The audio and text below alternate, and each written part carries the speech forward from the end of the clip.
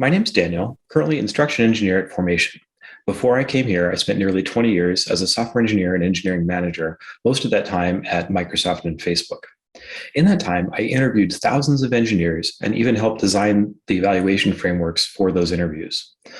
Along the way, I've seen candidates make about every mistake imaginable and plenty of mistakes that I never would have imagined. I've also spent a lot of time mentoring software engineers and thinking about the best frameworks to help people improve. Here at Formation, I'm putting that into practice every day. I've started to see a lot of patterns in the advice and the coaching I'm doing with our fellows.